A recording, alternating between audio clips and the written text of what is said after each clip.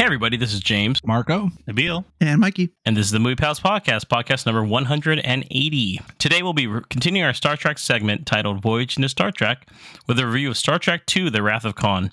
After that, we'll be diving into a full review of Trap. Let's get started. I shall leave you as you left me, as you left her, marooned for all eternity in the center of a dead planet. Buried alive. Buried alive. Come! Come! So, into our Voyage into Star Trek. If you guys are new to the pod, we are reviewing all these Star Trek motion picture films, starting from the motion picture film, quite literally, first one all the way through the Kelvin timeline as well. We have done the first movie, and we are moving on to the second film now. And just like our Coppola Corner segment that we did a few months back, we give you trivia on the production of the movies since the first one, all through what happened to the second one here. So here are some behind-the-scenes trivia facts via Wikipedia. Gene Roddenberry wrote a sequel where the Enterprise crew travels back in time to prevent Klingons from altering history. Paramount rejected it, blaming the failure of the first film on Roddenberry's rewrites. Therefore, Roddenberry was removed from production and made executive consultant. Harv Bennett was brought in as a producer and promised to make a better, cheaper film. Bennett, new to Star Trek, watched the series and chose Khan as the villain, hiring Robert Salen to help produce and Michael Miner as art director. Bennett's first treatment, The War of the Generations, featured Kirk's son leading a rebellion. Jack B. Soward's script, The Omega Syndrome, involved a powerful weapon later changed to the Genesis device. Nicholas Meyer, new to Star Trek, was asked to rewrite the script. He combined the elements from the previous drafts and wrote the script quickly, uncredited, and unpaid. Meyer added a more human touch and nautical themes to the film, which impressed the production team, but not Roddenberry. Some of the design changes and cost savings. Meyer aimed for a nautical look, adding the ship's bells and more lights to the Enterprise. Production reused sets and models from the previous film and the canceled Star Trek Phase 2 show to save money. The bridge of the Reliant and other sets were redressed versions of the Enterprise's bridge. Some uniforms and costumes. Robert Fletcher redesigned the costumes using corrupt colors to suggest a different time. The new uniforms were inspired by naval designs featuring dark red colors and a turtleneck with trapunto quilting. Khan's followers' costumes were made to look improvised from spaceship materials, emphasizing the resourcefulness. And I will say this, I want to bring it up. I like the look of the red and the turtleneck, by the way. I don't know if you guys do or not. I thought it was a clean look, yeah. It was a little different from what we've seen before. And it's kind of sharp. I like that. Yeah. So I don't know if that's just because my dad was in the Navy. Maybe I'm like, oh, that looks cool. But I can see the influences. I personally like it a lot. It just looks more professional, Yeah. To add a little more insight on the filming production, Wrath of Khan filmed from November 9th, 1981 to January 29th, 1982. Meyer used camera and set tricks to stay within budget with $12 million.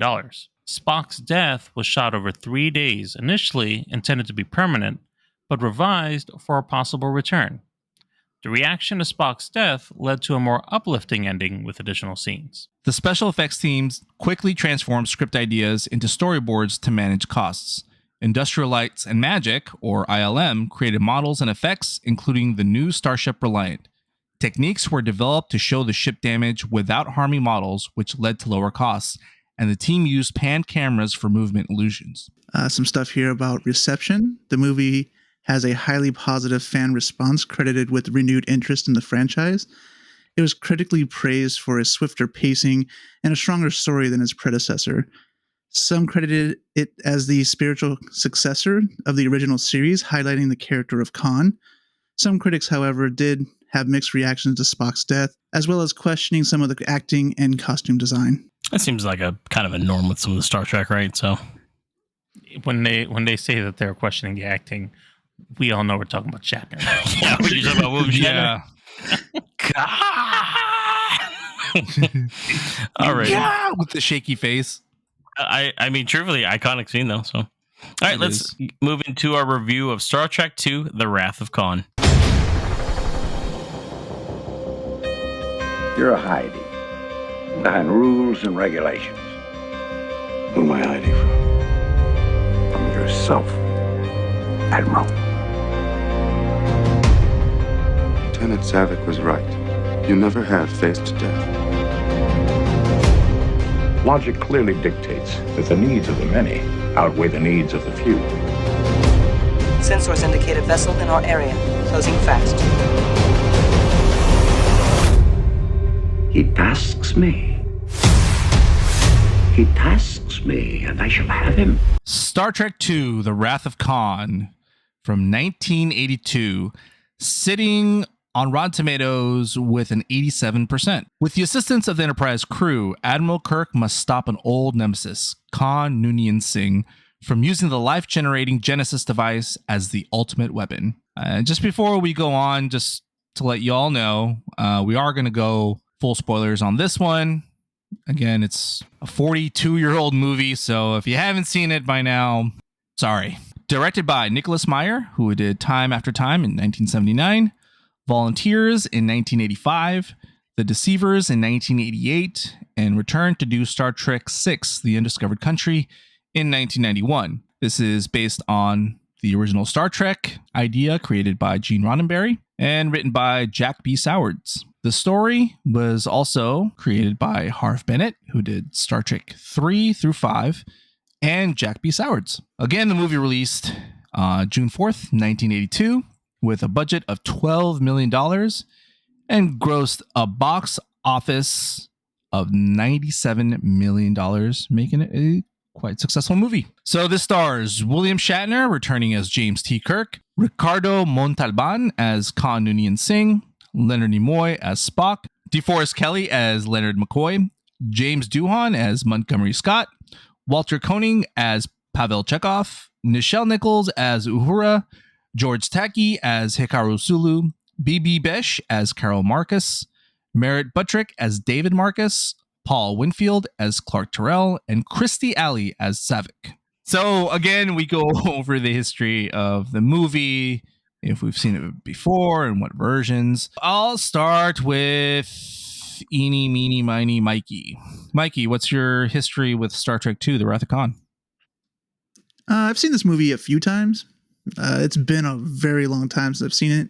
I did watch the director's cut, although I didn't really notice any scenes. I had to go back and actually read what the changes were because I didn't actually recognize what they changed at all. So I didn't think it really made a huge difference. I know there's some dialogue changes that people may have noticed what they were, but overall it felt the same as the original one as far as what I can remember.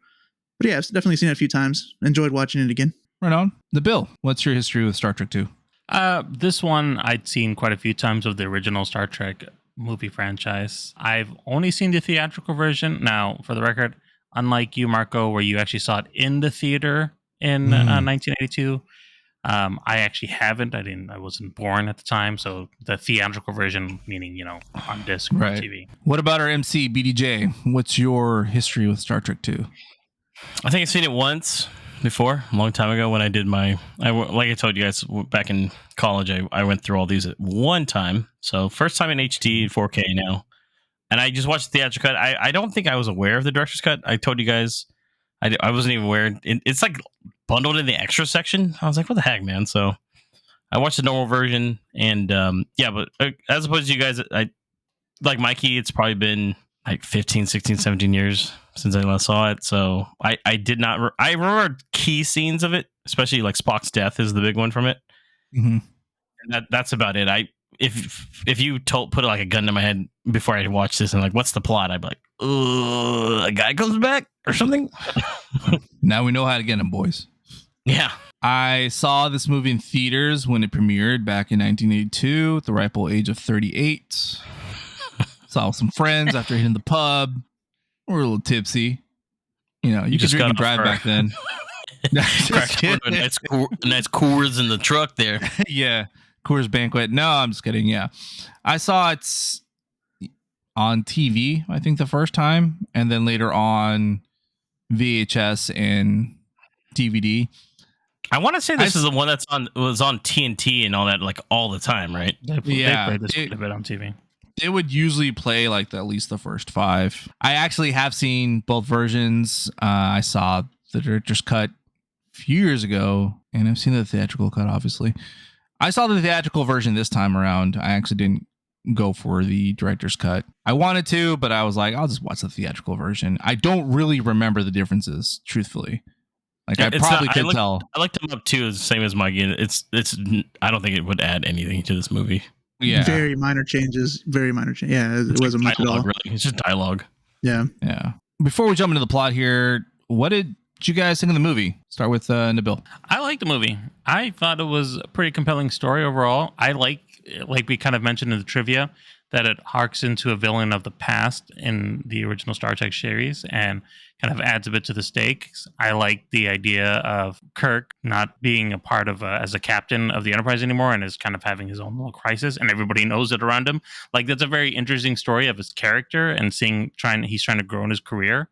Like everything for me really worked. I felt the reason everybody was together wasn't really forced, compared to the last one where it was like, we've got to go onto the ship, and something was because, and then suddenly this is all, everybody's together. Like this one, it seemed a lot more organic. Like there was reasons behind it. And I don't know, I felt there was a lot more connectivity here, and the story was a simple plot. Not a lot happens, especially going to the ending, but at the same time, enough happens for it to feel like, okay, I can see where we got here.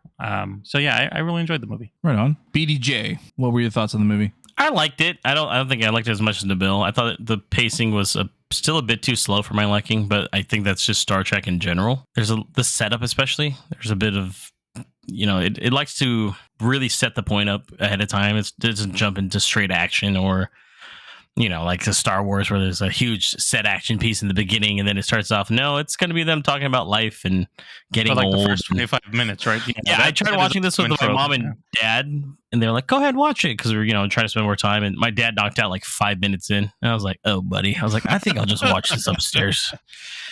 I was like, I was like, this is the good one, right? So I was like, uh-oh. But yeah, I gotta say it's really simple actually. I think I mixed this up with Star Trek 3 because I thought they went to a lot more places, and most of this movie takes place on the ships, really, for the most part. And like, don't get me wrong, there's more to it than that, but for the most part, I guess I just forgot about things like that. But I thought it was, for the most part, I thought the camaraderie between everybody on the Enterprise works really well, and I do like the villain. Once again, though, I wasn't growing up as a kid, I was a huge Naked Gun fan. So obviously, when I first saw this, I just remembered it from Naked Gun and not from Fantasy Island. Yeah, I thought it was because I was the villain. So. Oh yeah, basically, I was like, look at the chest there, just been hitting the weights. But for the most part, though, it was enjoyable. But it definitely, when you say there's a lower budget, I could definitely tell. Yeah, compared to the first film. Yeah. I guess that tracks. What about you, Mikey? What were your thoughts of the Star Trek to the Wrath of Khan? Yeah, I kind of echo a little bit more with what Nabil said. I think, like he was saying here, the story is pretty basic. Not much that goes on here, but it's still well written. Some of the side stuff that they put in, the side characters, side stories they have, they fill in the gaps. So I feel like, even though it's a simple story, there's some small stuff going on here. I thought the pacing was well done. I actually thought the acting was better in this one too, especially in some of the key scenes. The villain is fantastic in my opinion. So there's a lot of things going for this one. I enjoyed watching it again. I'm glad I watched it again over a long time ago. I haven't seen this in a long time, so yeah. I'm glad I went back and watched it, and we kind of reviewing it because it's just, I remember liking this movie from before, and it just kind of sparked that again. To no surprise, I really like this one, guys. This is probably my favorite, if not one of my favorites of the original series. I think that even though it has a lower budget and some of the effects probably don't hold up as much, because they use practical effects, it's still sometimes a lot better than crappy old age CGI. In addition to that, I feel like the story, though simple, it's more personal. It's closer to the chest. It's something that could capture both the old school fans and general audiences. I feel like the dialogue itself too is a little more fast paced. Yeah, there's a lot of like slow scenes at the beginning, but the dialogue is made to both cater to Star Trek fans and also general audiences. There's enough science thrown in there to cater to hardcore fans. And there's enough normal talk for you not to sit there and be bored when they're talking about like Nebula, BC, blah, blah, blah, blah, And it does speed up later on with the action sequences, the action for the time and for the type of show Star Trek was, It really ramps up, especially if like you've seen some of the older episodes versus like what they do in these movies. It's the first time they actually had like action set pieces for this property, and they really like dialed it up to 11. Like I'm not too familiar with the original show. I've just seen a few episodes here and there, but I don't think they've ever damaged the ship as bad as they did in this movie. And like as killed, it seemed like people die. Like you really see people get injured. You see the stakes taken. So with that, I think it's like a pretty well-rounded Star Trek movie that can cater to both types of audiences. James, anything about the plot of the movie that sticks out? Anything with the themes or even the action that took place? I thought it was cool that I've never seen it. Once again, I probably should have watched the episode, but Khan is actually in. He's from the original show, like an episode, right? Mm-hmm. Yeah, right, I've actually seen it. Yeah. So that's kind of cool that they pulled from that. For like that would be something where fans can connect. But once again, as a person that's not a huge Star Trek fan and someone that's coming in pretty blind outside the movies, I could still follow along. I could tell there was some history. Obviously, it's a good revenge kind of plot going on with Khan finally getting out of his exile and going back after Kirk, basically, and the crew. Mm-hmm. The theme wise, I mean, there's a lot of. I guess the theme is about what to do when you think all is lost or something as well. So there's like a good theme going on with that about getting older and making decisions to help others as well, which I thought they do a pretty good job with. No, right on. Yeah, I agree there. What about you, Mikey? Anything from the plot that sticks out or anything from the action set pieces? Yeah, I mean, I kind of like that they kind of started the movie with the Kobayashi Maru. They're testing one of the trainee captains.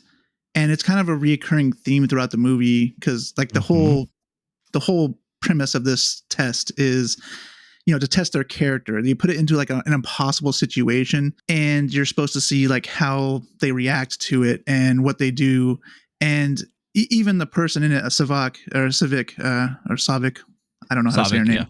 Yeah. So even her is like throughout the movie, she's like wondering how Kirk did in the test. And so, it's not just that part here, but like even the situations between Kirk and Khan and in some degree, even some of the stuff Spock does, it's all kind of based on this whole, Kobayashi Maru and kind of like the mental chess game they're playing with each other and putting each other in different situations. And I really just appreciated some of the writing that they had with that because they played on that with like throughout the whole movie. I thought it was well written. I thought the story kind of progressed pretty well in that. There's a lot of payoff, like in what you said, like you mentioned like how it's a game of chess. Like it's funny, like a lot of things that get mentioned in the beginning get paid off in the end. Like when they first crash, and find Noonien Singh Khan and his goons, you see like a game of checkers, and that gets brought up later on how they only think 2-dimensionally, they don't think 3-dimensionally. So that's why it brings it up. Good. I like that. Yeah. Good thoughts there, Mikey. Right on. Spock goes like, he's a dumbass. You don't know you in the future. He thinks he's smart, but he's not. What about you, Nabil? Anything to add to what James or Mikey was saying, or any thoughts that you have about the plot? Well, I agree with James on the theme of feeling old, like the aging thing. That was a consistent thing. We have the whole premise about, again, Kirk going in as an admiral and seeing these young crew leading this famous ship and his prior ship that he was captaining before, and feeling that he is not, it's not for him anymore, even though he's still yearning for all that.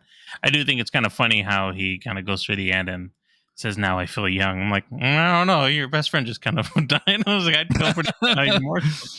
But okay. And I like the scene, yeah, no, of course. The scene was great. It's just kind of funny that he's ending. I was like, I feel young. I'm like, it's also Shatner, and we'll talk a little bit more on it, just on his delivery and some of these lines. He's really selling it in a lot of these scenes. There's a lot of memorable lines in this movie. But I wanted to mention the action sequences, specifically in space. Like those battles are really cool. I know it's in 1982 and we got Star Wars already in the past, so it's not at that level, but to be able to see like a Star Trek film compared to what you saw on TV, like these space battles and then getting shot down, and like I can imagine as a Star Trek fan back then, I don't know how you felt, Marco, when you first saw it, but if I was there, it would have been pretty epic, seeing that on the screen. I mean, theoretically, Return of the Jedi was still a year away, so yeah. Imagine Imagine seeing this and then you see that Death Star 2 scene. You're like, holy shit, man. Right. Well, I mean, Star Wars: A New Hope. They had the ending battle scene. They were flying over there. ILM, they worked on both movies, so you can kind of see like George threw him a bone. Yeah, he's like, well, I guess the boys can help you. I guess they're gonna help you guys out. You just can't steal my secrets, okay? You can't use the aliens either. Catch you later. See you in Star Trek 3. So, I agree there, Nabil, that the special effects, for the time, like they were pretty big, especially for the property and the fact that ILM did so much with so little in the budget. I think shows their craftsmanship. Yeah, I was surprised how well those scenes came off. When I saw them, I was like, "Oh yeah, I forgot how." Especially because it's been so long and you see it on TV.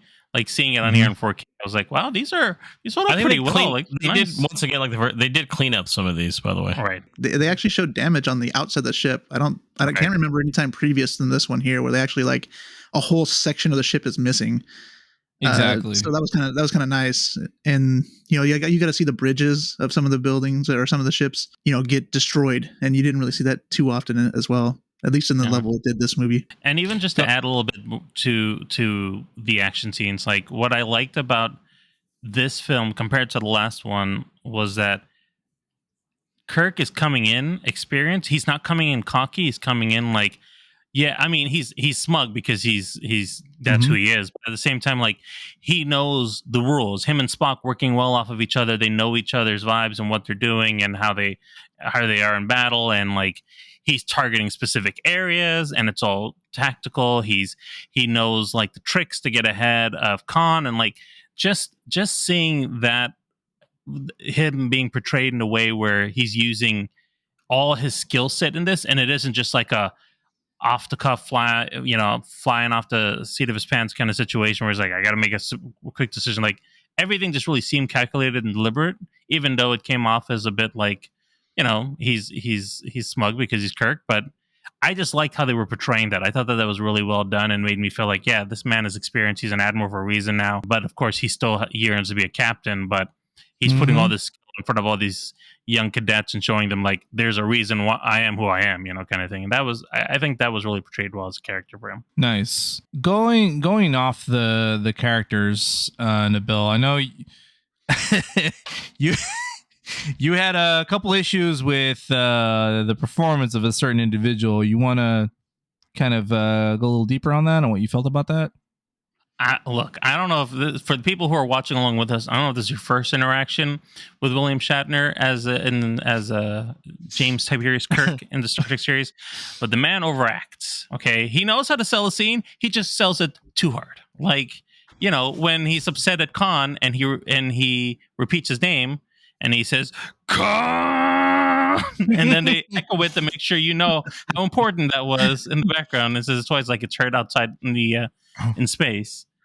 Or the part where Spock has passed and he's doing his little eulogy, and he's like, "Of all the souls I've encountered in my travels, he was the most human." Yeah, that's actually regarded as one of like.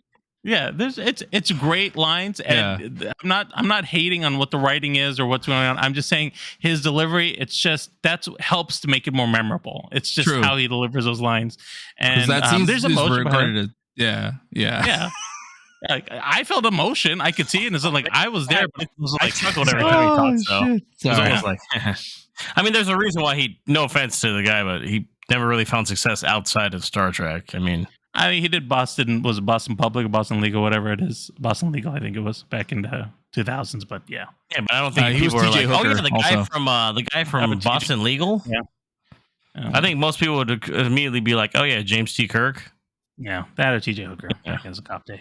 Yeah, but even so, Shatner, that's who he is. But I think that adds to the layer of what makes these films fun. Him and Leonard Nimoy together. I mean, also I'm a big fan of Bones in this show, in this movie. So all three of them, the way they act, the way they kind of have those characters, it's just they've got the little quirks and they got them mastered. So you're just there with it, and every time there's a scene with them, something funny is going to happen or something of note that you're going to remember. It's like, that's iconic, just because of how they are with those characters. Well, I think enough about the good guys. I know we discussed a little bit about Khan already, but Mikey, what else did you think about Khan and Ricardo Montalban's performance as Khan?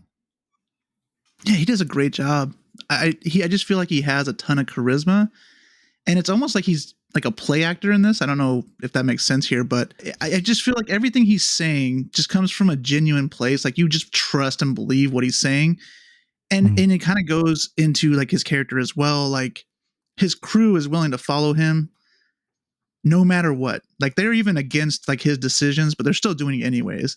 So it kind of shows like, yes, I feel like he has charisma in real life and he brings it to the character, but the character itself is like this, I don't know, God or like this supreme being almost of these people here. And they're just like, no, we shouldn't do this. Let's just go. Like, we're done. We're free. Let's just go live our lives. And he's like, no, I got to have my revenge. And they're like, okay. So it just shows like how much power he had. And just, he does a fantastic job just kind of portraying that villain that I remember him as. So goes into the whole theme of the corruption of revenge and what revenge can do to a person. Because yeah, like you said, he basically won, and he had the chance to, continue on and take what remains of his crew, and he decided to, I choose revenge. I choose violence today, and it bit him in the ass. He got too overconfident. There's one character here that I believe gets introduced in this movie, David, who we learn is the estranged son of Kirk. James, how did you feel about David in this film, his performance and his character? Totally fucking useless. This is why I wanted James to talk on this. I'm like, what the fuck? I'm like, oh, okay, I guess. But then they try to, I don't know if, once again, it feels like a lot of these movies, they prepped it just in case William Shatner didn't want to come back at any given time. So like, this is another one where they're like, just in case, then we could just have the son. Because we read that like the script before was about the son was supposed to be leading a rebellion, right? Or something like that. Right. He's more like a background character. There's little hints at early on, like, oh, because the mom is just like, yeah, blah, blah, blah, like, I really liked this guy when he was younger. And I'm like, oh, shit, here we go again. And I guess it just comes down to there's not enough of him, truthfully. I don't remember if he's in the third one or not. Maybe he is, but he is. They have like a connection to a point where like near the end, it's almost like a baffling interaction between them. I don't know why they have this scene where he's like, I'm proud to be your son, blah blah blah. And I'm like, fucking why? You don't even know this guy. Like, you guys just met. You said one thing to him, maybe. He should have been introduced way earlier and more interacting with the crew. Like he comes in and there's like 45 minutes left to the movie, and it's like, I guess we'll try to like grab some plot point out of this. But is it weird? I think there were more interactions between them. Is it weird? I kept kind of getting angry when he would just show up on the bridge, because I'm like, who the fuck are you to just show up on the fucking bridge? Nobody can just show up there with him. And he's just there. And I'm like, you're not supposed to know that he's your dad. Like, why the fuck are you here? Well, no, but then it's kind of told. Yeah, it's told like Kirk he knew. Well, I don't know if he knew. He's like, I stayed out of your life, but you never. But then I don't know. Did he know about David the whole time? I think he knew, and he was asked not to be involved because they were gonna. He was told the story. He was gonna do his thing. She was gonna do hers. I even thought the scenes they gave him, like his character's over the top. Like he's like yelling at his mom, just like his dad. Yeah, he's like, he's trying to spark a rebellion. I told you. Yeah, that's like, man, it's too such much. a hothead. He's like, get out of here, guys. You're not supposed to be on our space station. Is it bad that, because it's been a minute since I've seen it, when I saw those people dead, I was like, did David do this? Did he start a war and kill all these guys? Oh my god! Was it that curly-haired fuck? Where's he at? Yeah. I mean, truthfully, because Khan didn't know who the hell that dude was, and as mouthy as that David was, I'm surprised Khan didn't kill him. Truthfully, I was like, dude, that dude would have been mouthing off. Yeah.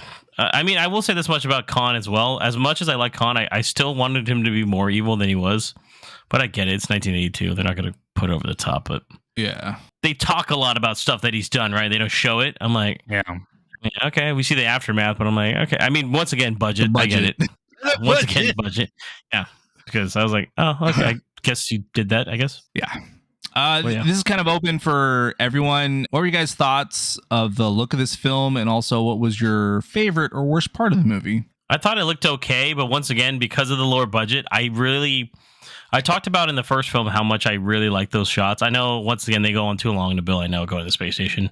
But I truly believe the first one is shot cinematography quite better than this movie. But for a movie that had quite a smaller budget, it's not bad looking. But as you can tell with some of the effects, the movement stuff, you can tell it looks a little cheesy. But once again, it's 42 years old, so I can't really get too much.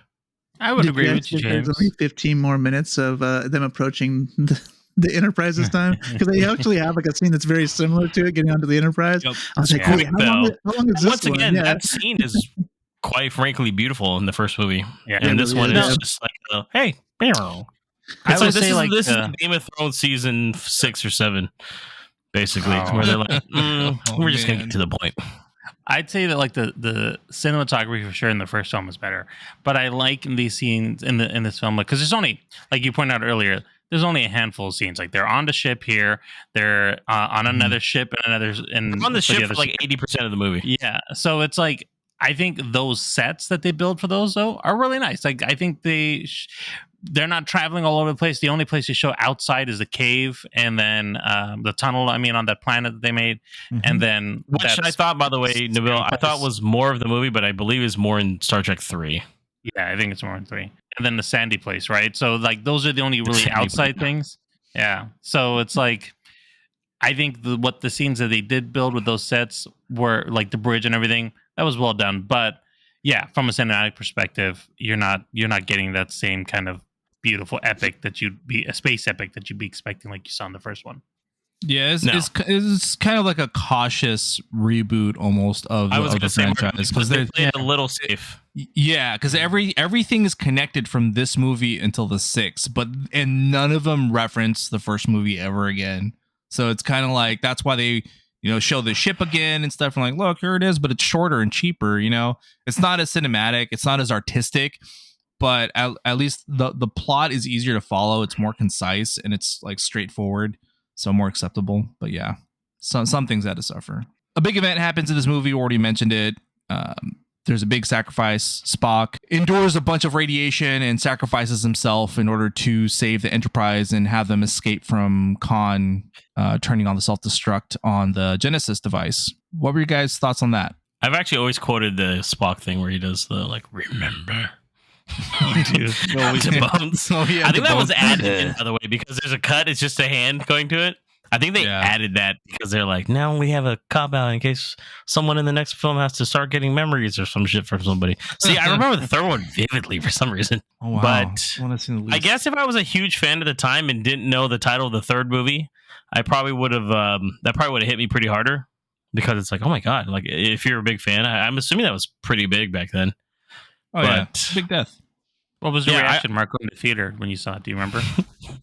It was like when the Captain America said Avengers Assemble and then everyone was like, oh my god. No, that's when Spider-Man's disappearing in Infinity Wars. I'm like, no, don't go. No, it's still a bit touching, dude. Like, I mean, I was watching it with Zan because I introduced him to Star Trek not too long ago with Strange New Worlds, and so he was like, "Oh, Spock." Yeah, and it was just kind of like it was pretty emotional. I was like, "Oh, that's really sad. He's gone." I was like, "Yeah." I was fucking trying not to tear. I was like, "Yeah." He went back to switch to play. That's cool. Tell me this shit's over. Yeah. He's like, when do the cool effects come in? I'm like, Zan, this is 42 years ago. He's like, oh, so it sucks. Catch me on 11 then. I do like how he's like, I never did the Kobayashi. He's like, how do you think I would have done? And then he's just falling apart. He's just like, he's just dying on that window. And then once again, Shatner just hamming it up, man. He's like, well, I mean, he basically did it too. That's what does it, right? I mean, he basically just did the test himself. Yep. And that scene at the end, I think it's pretty well acted. Like the conversation between the two, it's pretty touching. Mm-hmm. Like, and it's kind of, I don't want to say drawn out because that makes it sound bad, but it's actually a decent size. Yeah, it's a decent sized scene. So they did a good job, kind of like with the touching aspect of like they're letting him go away. Like they made it actually seem like he's not coming back. And I can only imagine if I didn't know. Well, yeah, I mean they leave some stuff here, and again we have knowledge, right? Yeah. The original people didn't have knowledge that there was going to be another movie, especially like you guys said, they kind of did like a kind of a safe relaunch for this right here too, so they don't know if there's going to be another movie made. What do at you this mean? They point just or not. copied Empire Strikes Back, man. They're like, it's fine. Oh no, Han Solo's gone. Or he is. Going off of that, Mikey, about the Kobayashi Maru, like I know they say like, oh, Spock never took it. Really, when you think about it, Kirk never really took it up until this point either. He's never really had to make sacrifices. He's never had to live with consequences. And they talk about that in the beginning too, and it pays off. And that's what I like about this movie too, is like everything that they introduce in the beginning has a payoff at the end. Like it's, you know, him having to, you know, face, you know, getting old and finding his purpose again. And also Because both of them Kirk having to says- face that. Kirk says he's like, I don't ever think there's a time when I think I can't win or some shit. Something like, I know I butchered that, but Yup. he says that when He they're like, cheated, right? So in his Kobayashi, he cheated to win. no, He even in the recorded future it in the- Kobayashi. That's the only reason I even remember this shit, guys. Is from the Kelvin timeline. He tried to cheat in this one too by lying and saying by the book and exaggerating the time frames. It backfires on him, and he finally faces the consequence and sees can't always cheat yourself through. Scotty himself even faces the Kobayashi Maru. He's never lost anybody in his crew, really, and he loses like half his fucking crew. No, that's a cool little scene though. Like they actually show even Khan's death is pretty like bloody looking, by the way. Like he's like fucked up, which for Star Trek stuff, at least for these first two, is arguably the most violent thing we've seen so far. I know we already compared some of the first film with this one, but how did Star Trek 2 compare to the motion picture, guys? Open question. It's the aliens of it, more action packed. There's an actual villain. I mean, there's technically a villain in the first one, right? But it's a fucking it's a fucking ship AI thing. Yeah, during the last review for the motion picture, I feel like it's more discovery, right? It's more sci-fi. You have that discovery element of it, and this one doesn't really. I mean, it has a little bit of it with the whole Genesis device or whatever, but it's very lightly touched on. And this one kind of brings the action element and like the whole like mental game we've been talking about. So they're very different movies from each other, and then we already talked about budget as well. So they're almost polar opposites, kind of like Alien and Aliens, like you were saying. You could definitely tell Gene Roddenberry didn't write this. Yeah. I mean, truthfully, the first one is like what he wants Star Trek to be, from what my knowledge of Star Trek, right? That's what he would have probably wanted all these movies to kind of be like: exploration, helping others, figuring out, you know, little like smaller scale things. Even this one's still smaller scale, I would say, but yeah, it's a lot more action. It's got a really good antagonist overall, and I think pacing wise compared to the first one, even as much as I criticized it, it still has a much faster pace, and I think it's shorter than the other one. I think, or about the same, maybe. But yeah, I think about the same. Before we go into ratings, any final thoughts, Nabil? Anything you want to add? Yeah, I think that in general, we didn't talk much about him in this film either, but I do like the idea of one of the original crew members kind of being turned a little bit because of, you know, Chekhov essentially being with the earbug. He has no idea what he's doing and he doesn't have control, and Khan having that kind of power to strike the fear into them, and then getting both Chekhov and the other captain to basically turn coat and deceive them, and then straight up like I don't remember the other captain's name, but he straight up like kills somebody and then he kills himself, you know. like I don't really talk about that, but like it's pretty brutal. Like James said, it's a pretty violent film in general, but that's a pretty significant thing where he just straight up just offs himself. Apparently all he had to do was resist it, and the little thing would come out of his ear like Chekhov, and they would kill it. Yeah. If he would have waited just a few more seconds, dude. He's like, he had dude, that phaser on, bro. He knew. He's like, I can't kill Kirk. David will take over. Fuck. But that's why I think it's funny, because he couldn't kill Kirk, but he had no problem killing that whatever random person. He's like, fuck that guy. It's a rando. True. Yep. He had to kill somebody. He couldn't resist it. Well, with that being said, we've reached our rating time. So let's actually start with you, Mr. Nabil. What do you rate Star Trek II: The Wrath of Khan on a scale of 1 to 5 stars? I gave this 4 stars, and it's definitely worth a watch. And like the guys were saying too, I mean, we recommend you watch the first one, but you could start from here and you'd be okay. BDJ, what do you rate this movie? I give this one a 3.5 out of 5 stars. Right on. Mikey, what do you rate this movie? I'm just going to repeat Nabil. I gave it a 4 stars, and definitely watch it. Watch the first one too, but you don't have to. I also give this one a 4 stars. Again, it's my favorite or one of my favorites. Just like Nabil and Mikey said, you know, it's great, and you can start from here and go forward. I think it's great for Star Trek fans and also general audiences. Okay, on to our next review, the movie Trap.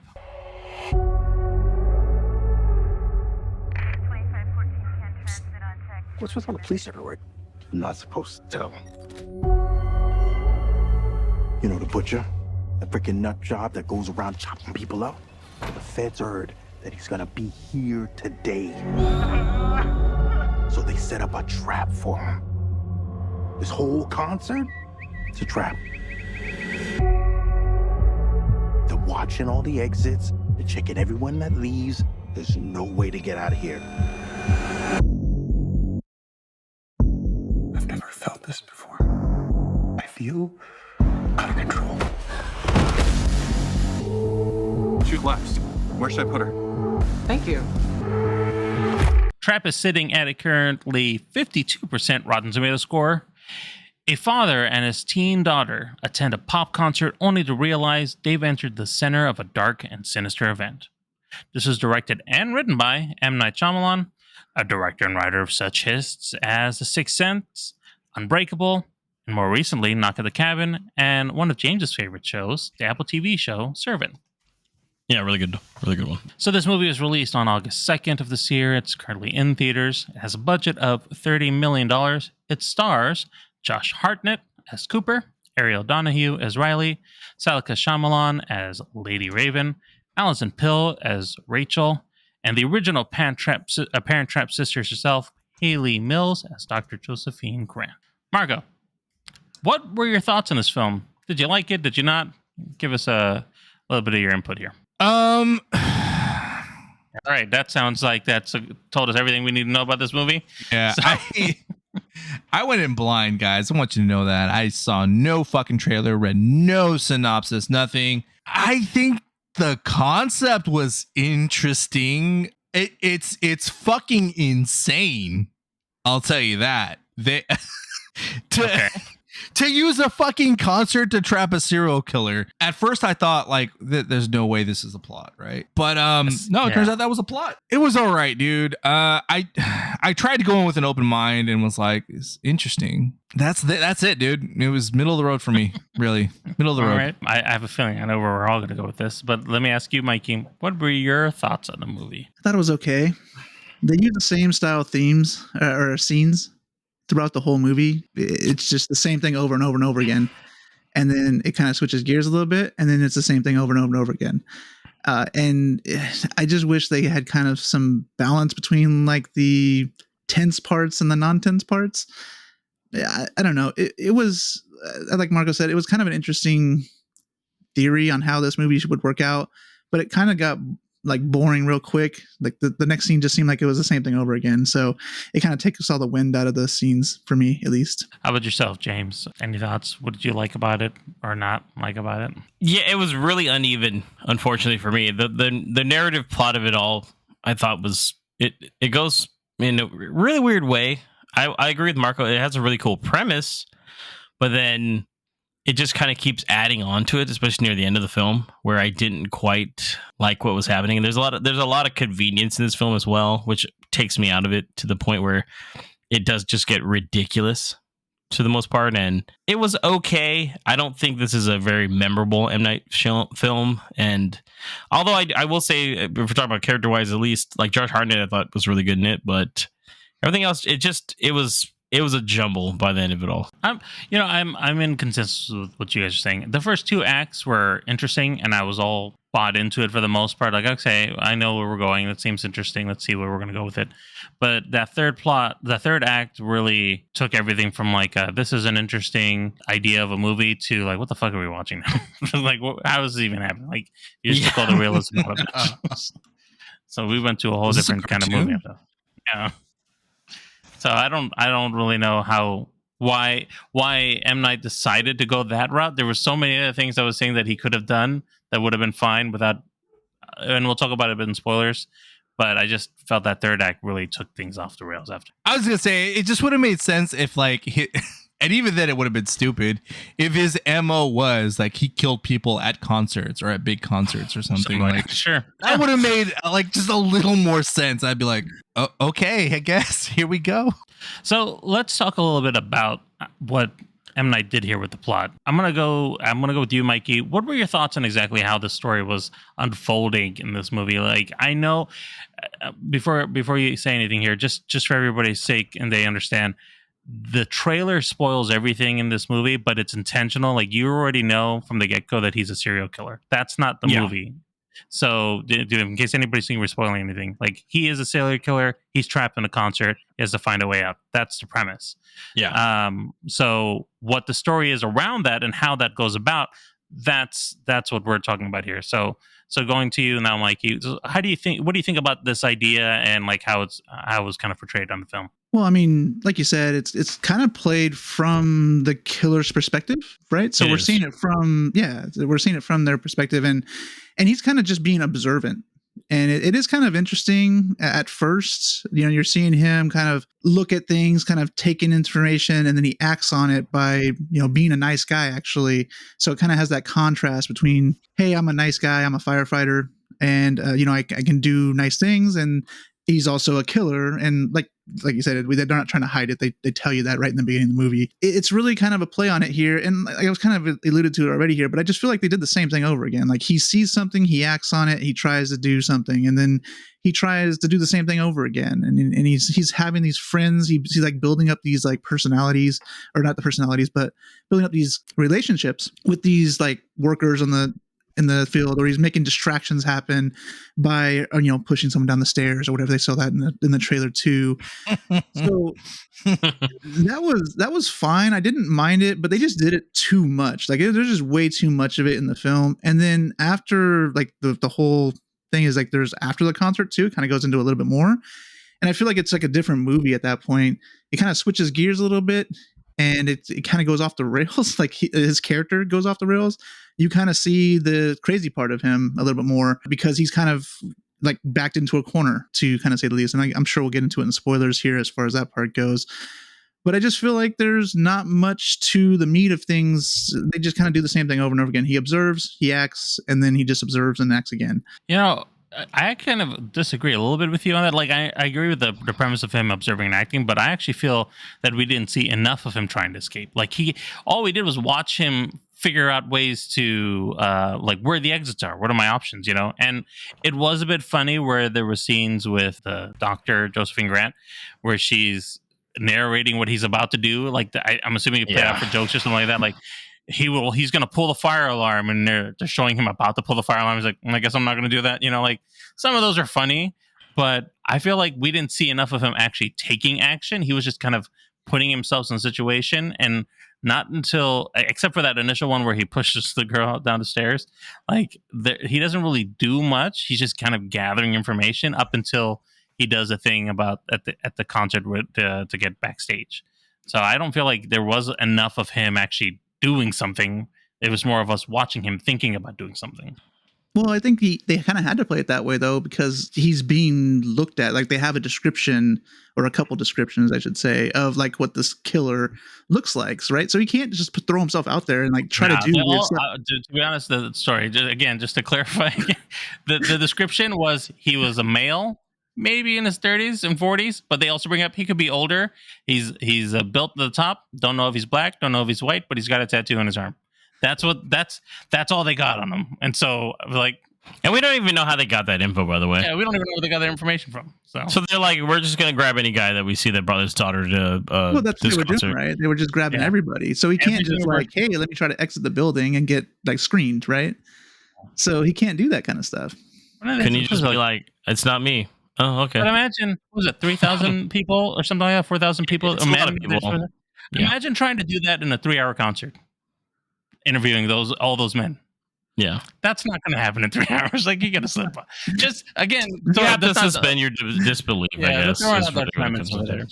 I'm just like nitpicking because it's M. Night and I, whatever. No, I agree. And truthfully, the concert part, it's funny because the concert part is only a section of the movie. I would say, like like half the movie. Yeah. And then it gets into parts after. And truthfully, the concert part almost goes on too long in a way. And I don't know if they should have ever had it go past the concert. I think it should have just been the concert the whole time.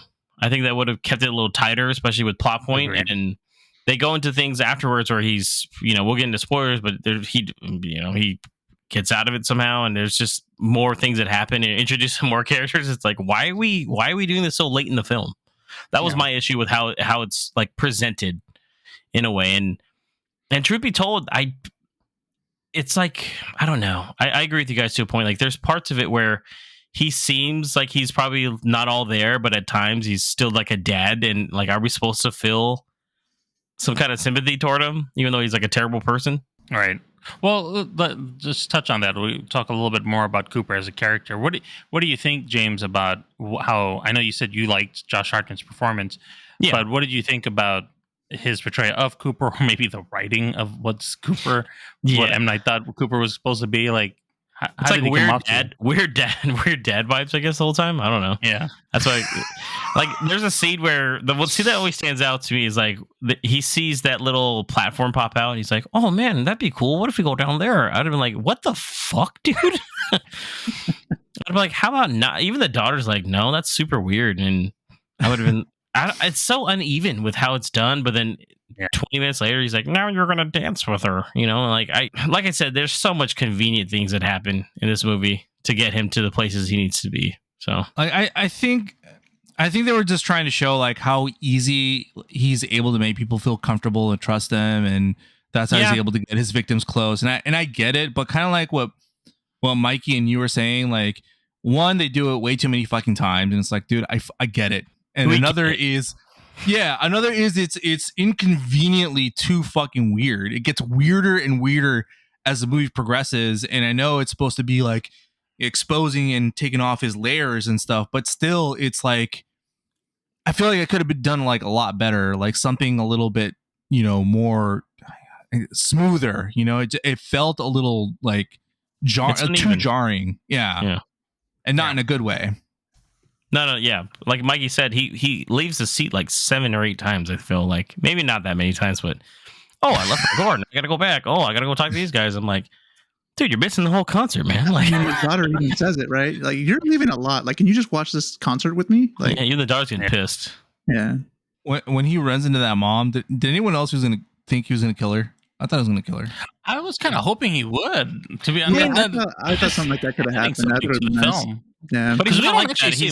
He's more calculated, right? So he wouldn't have done that right there. So, and especially someone that knows him, they're all people that don't know him theoretically, right? Yeah, but that's what I'm saying. Like, I know it just kind of said a little bit of a spoiler here, but like, he doesn't really perform an act of murder or anything. It's all just if they'd done that would have been more of a horror. I think it's like a thriller for the most part, and I think they should have leaned into one of the. I mean, I guess it's more of a thriller throughout, but there's really no horror to this.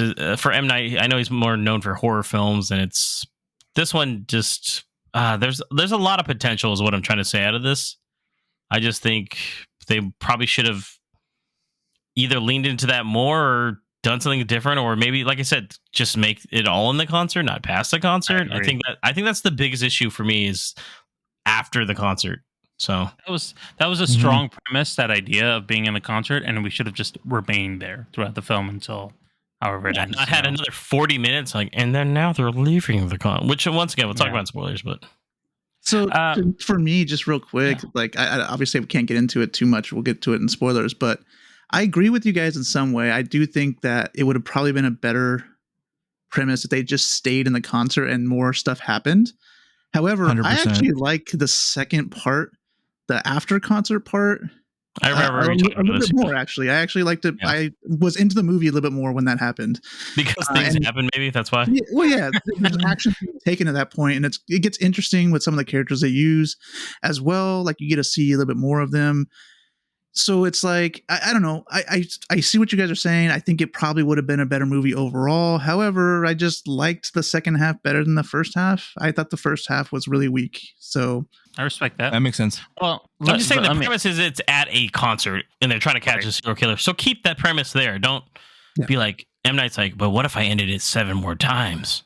I guess that's the twist. It's the Shyamalan curse with the Watchers, and now this. Or maybe it's just a movie for his daughter to sing in, so that could be that too. I do. It feels like it was just more than that, man. Trust me on that.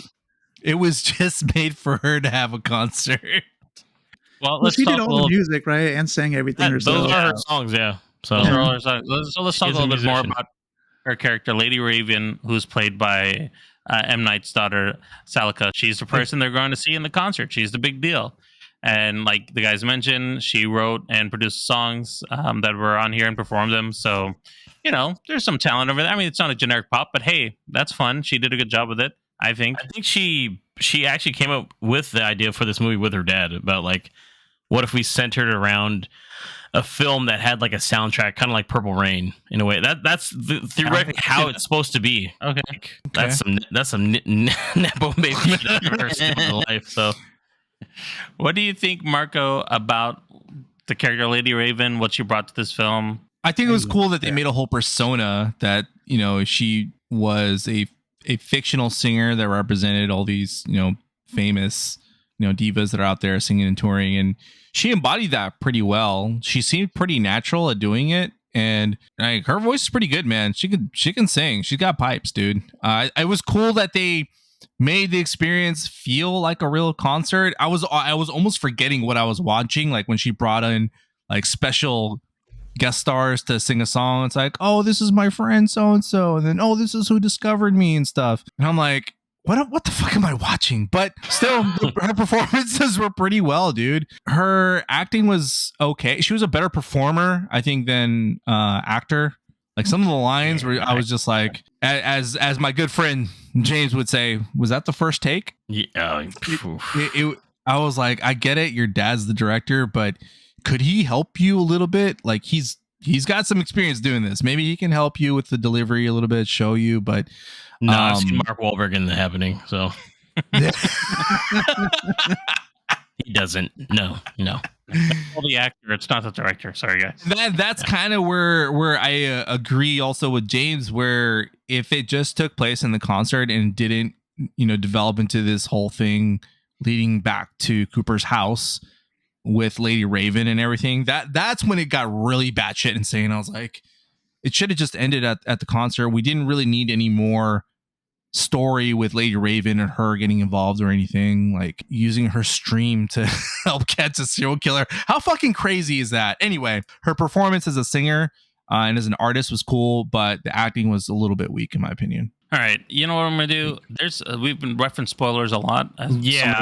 So I think we're just gonna rate the film here, and then we're gonna talk more about spoilers. So I'm gonna start with myself and just say I'm giving this 3 stars. And I'd say if you want to watch the movie, it's fine. I enjoyed it okay, but it isn't something that I think is gonna like you must see. James, what about you? I give this 2.5 stars, and I don't think you need to run out to see this Shyamalan film. Marco. I also give it 2.5 stars, but it's really up to you if you want to see it. It's really not one of his best. Again, I think the beginning of the film, or the first, I guess 75% of the film is stronger, even though it still has its issues. All right, and Mikey. I give this one 3 stars. Watch it if you're interested in it when it's streaming, but I don't think you need to like rush out and watch this right away. All right, and with that, if you haven't seen the film yet and you don't want any spoilers, go ahead and skip forward a little bit, and we'll let you know about what we're going to be watching next. Otherwise, stick with us, and we'll talk a little bit more into the spoilers.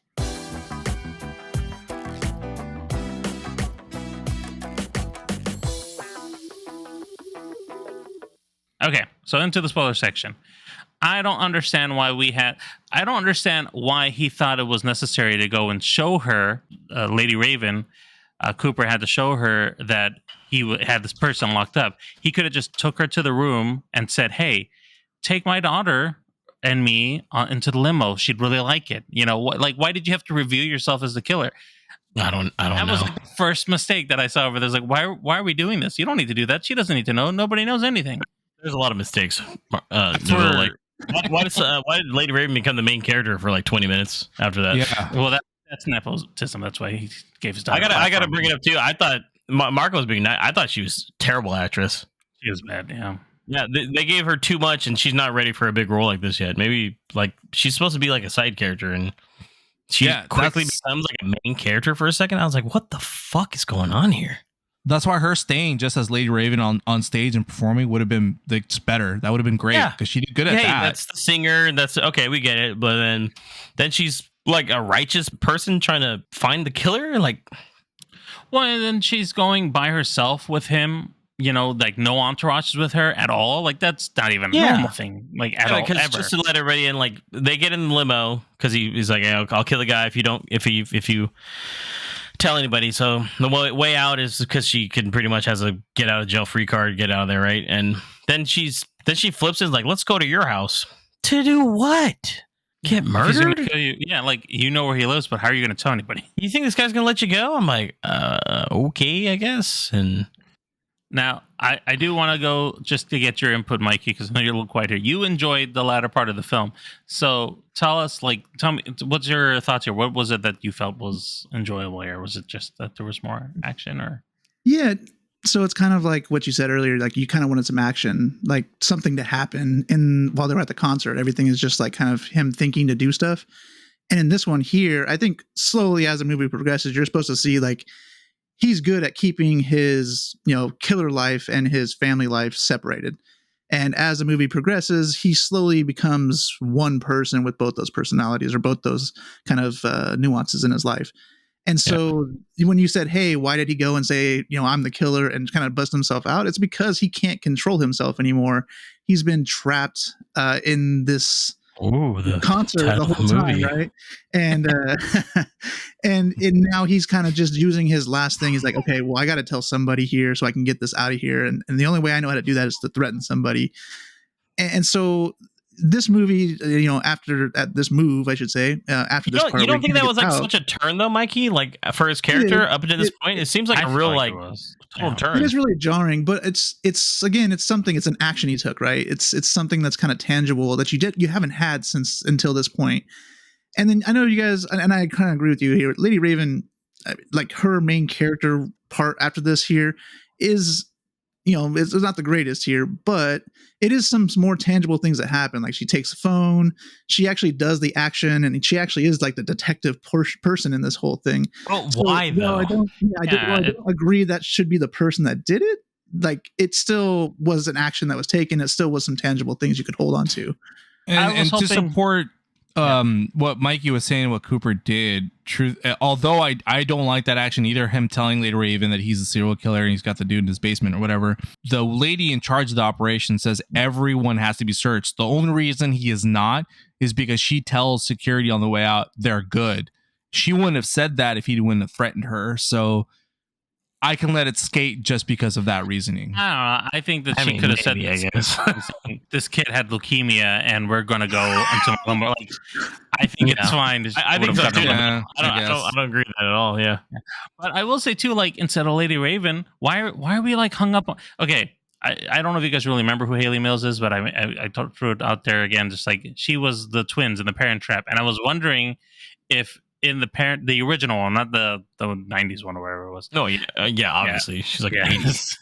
So, for everybody's sake. I mean, I know Marco feels like that wasn't that long ago, but it was well, buddy. So I thought that like she was going to play a bigger role, not just some kind of cameo detective. And, there was a missed opportunity to say, that this is an elaborate trap, a parent trap, because it's a twist and their parents trapped inside the culture. Anyways, I'm glad you're not writing the movie. I know you and M. Night share a heritage probably, but it would make sense that he would have this like there was some kind of rivalry or something between him and the doctor, right? Rather than like Lady Raven. She's so unnecessary. It's like, why do we have a Dr. Lewis in this fucking movie? Like, we don't need this person, man. What are we doing with her? And I feel like she should have been the antagonist with against him, not Lady Raven taking on this role all of a sudden. I think it should have been the daughter. If anything, if we're trying to do this father-daughter thing, the daughter should have found out. And the daughter somehow, like, I don't know, triggers it out, and then she faces her fear of it. I feel like this should have been the daughter the whole time. There's more of an emotional connection with that. And then we introduced Lady Raven the last 40, 50 minutes, and then it's like she's going to be the one that confronts him. Like, damn, M. Night, just let it go, man. Would have been more thematic too, because then he's trapped because he either lets his daughter live and gets caught, or he kills her and lives with that guilt. I don't think he'd ever kill his daughter. The whole thing is like now his serial killer life and his family life are truly intertwining, right? Yeah. Man, I could have wrote this fucking movie. Wouldn't it have been better though? Like in my mind, like if the whole family was in on it, that's the twist, right? The whole family knows Or at it's least the happening. wife. Would have been a wife. Twist. You know, Yeah, or and just that a would have been a wife, great yeah. twist. And then he could have Another even character told would his be daughter, 30 like, minutes before hey, the movie ends. go tell Raven to, like, you know, let us get out of here in the limousine, right? That could have been something he could have played on if, like, the daughter knew he was killing people. Like, oh yeah, that's his thing, right? You know, and she just Yeah, obviously doesn't tell people casual. that. Oh, But, you know, they whoa, could have really? used it as like a piece and like had the daughter had a bigger role with Raven. And then they could have done it later on too with the rest of the family. I feel like that She could have ends been a up better killing Lady twist and Raven. worked out better. Yeah. That should have been fine too, I guess. Maybe. Who knows? I that's mean, where you we're could going with reference it, like- this movie 20 different times. There's obviously, I think, when we're all talking here, is that there's potential in this movie, and depending if you like the back half or the front half, it's not.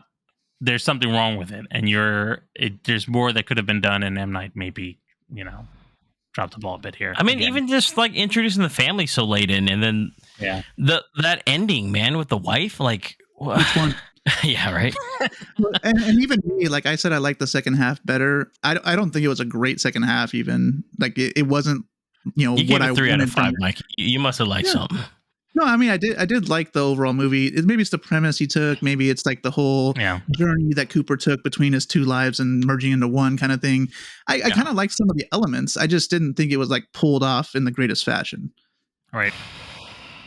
Yeah. Another disappointing M. Night film, unfortunately. But I mean, I also liked his last kind of two. entertaining, you know. So I mean, truthfully, it still had me guessing. I was like, Yeah. I mean, it was taking turns that were so batshit crazy, like Mark was saying, and that I was like, let's see where this train wreck goes. Right? It's like, even I told Mikey, there's a scene later on where Cooper escapes somehow. I don't know how. He escapes. He gets into a uniform, and then he drives her off, and then Lady Raven gets trapped. And then she escapes. That whole scene could have been cut out. You didn't even need that scene. It could have just been like he disappeared, comes back later in the night, and talks to his wife. It's because he escapes more than one time, right? We've been saying that kind of does over and over again. I mean, he escapes like 6 times in this movie. Like he's with his wife, and then he's, you know, with Raven in the limousine. He does it so many times. It's like you lose place of what's happening again. It's just like, oh, again, okay, that's pretty also normal. wouldn't be just put into the back of a fucking police truck by himself. Wouldn't be allowed to kiss his or hold his daughter. Wouldn't like I was like He'd have like 4 armed guys in the car with him in the back. Yeah, there, the whole man. time. Like none of that would have. What are you doing here? He's just making very opaque, convenient plot holes for him, and I'm just like, why? And then the real twist, it was the wife that actually came up with the idea. Which is so fucking stupid. I was like, okay. When they did that, she was like, I left it there, and I was like, that's a lot of like variables that you're introducing right now into this movie. That maybe I would would have happen. believed if it was the daughter that knew the whole time. I would have believed that more than anything. Or like she accidentally left a ticket or something like that, right? Like because she bought the tickets for him, like some stupid thing like that. She was Why like, is the mother- it was all like off of like a feeling she had. She's like, I had maybe because you lied so easily. And I'm like, oh, cool. A scene we never got to see. Just tell us, I guess. Cool. I was like, nice. And then God forbid, he's like, hey, you know, your wife's not eating that pie, right? I guess you don't. Right. He finished it in 5 bites though, so he's fine. He did. He did murder it. I'm like, he did murder it, but I don't. Once again, that's the only killing he did. It's the only killing he did the whole movie. Bill, he killed that pie. It just kind of pissed me off. It's just, I guess that's why overall I was really disappointed, just because it was. I feel like there was a better movie somewhere hidden in there that just 100% was agree, ruined by Salika Shyamalan. So that's all. All right, so that's our review of Trap. Sounds like we should have skipped that one. I don't know. I don't know if this was going to get into the podcast or not, but that was our review. So that is the end of the podcast. We appreciate all for tuning in. Marco, let them know how they can reach us. You can listen and follow us on your preferred podcast platform. We are everywhere. For a convenient link to all our social media channels, visit linktree/moviepalspod. That's linktr.ee/moviepalspod. And remember, smash that subscribe button and you'll never miss an episode at this concert or the next. Plus, catch us on TikTok for sneak peeks of upcoming episodes and more exciting movie content. Follow us at Movie Pals Pod. Make sure to tune in for our next episode, podcast episode number 181, where we will be continuing our journey into the Star Trek universe with a review of Star Trek 3, The Search for Spock. as well as a review of Alien Romulus. Thank you, Nabil. Until next time, this is James. Marco? Nabil. And Mikey. Have a good one.